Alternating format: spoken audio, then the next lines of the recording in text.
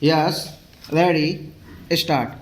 Mr. Vice Chairman, I rise to support the resolution moved by my learned friend for the appointment of a Judicial Reforms Commission as mentioned in the resolution. Sir, the purpose of this proposal is to ensure that our judicial and legal system becomes an effective instrument of social change and provides socio-economic justice to the underprivileged and the weaker sections of our society. Sir, it is a fact and it is also a pity that despite the lapse of 67 years since our independence and despite the appointment of a law commission, we have not yet been able to evolve a legal system, a judicial system suited to our needs, and we are still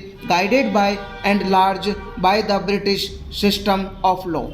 It was in the last century that four law commissions were appointed and people like Macaulay and others were there to frame the laws for us, and these laws were basically meant for ruling the colonial people and meant for the colonial regime, and we are still being guided by these very laws. It is therefore very necessary that the entire laws of the country are looked into and a different system is evolved which will be suited to the needs of our country. Today, sir, ours is a socialist republic. The laws that we have enacted were originally those of the British and they were not meant for a socialist republic. As I said earlier, they were meant for a British colony. But, sir, today the judicial system has to be an instrument of social change so that the society may be developed on the desired socialistic pattern.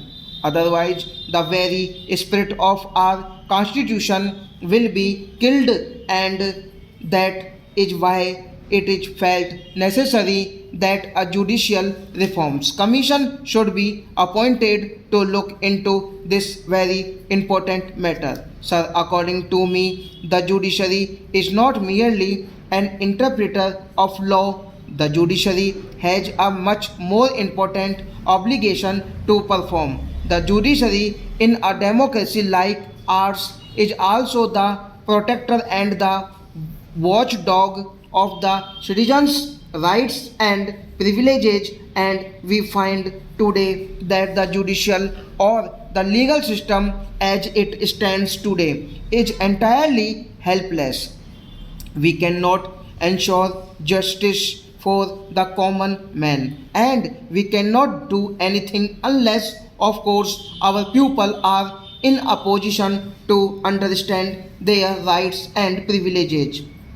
They also have no means by which they can take their matters to a court of law for justice, and unless these two things are done, our courts will keep quiet, will just watch the exploitation of man by man in our country, and of course, like passive onlookers, they would be just doing their duty as a formality.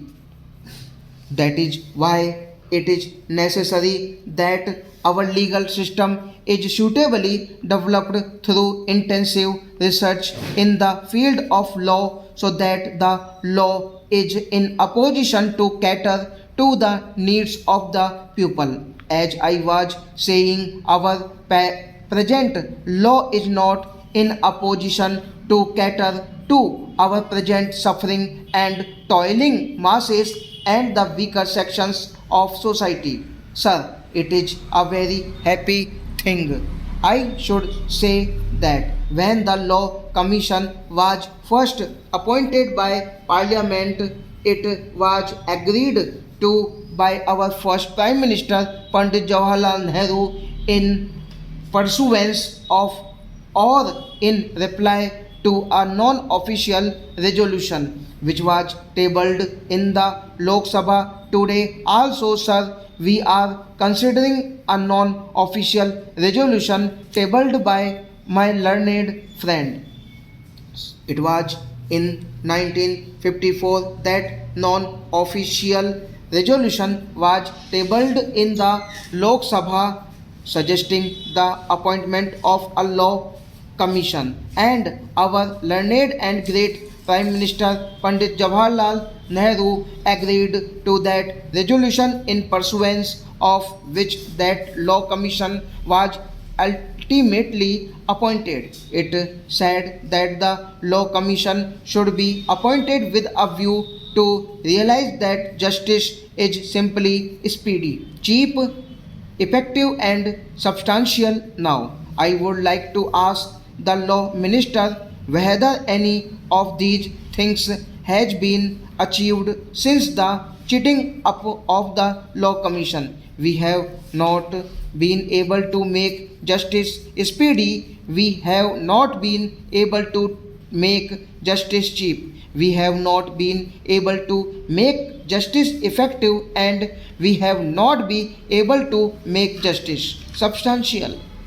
We have failed miserably in all these, and that is why today millions and millions of our countrymen who are not able to knock at the doors of justice on the temples of justice are not in a position to get social justice and economic justice. I am not taking of political justice, but socio-economic justice has to be ensured for the pupil of welfare state, for the pupil of socialist state, which is still not there. Therefore, since our legal system is not conducive to the establishment of a socialist pattern of society, the system has to be changed. A thorough research has to be done, and the matter has to be probed into deeply. Stop.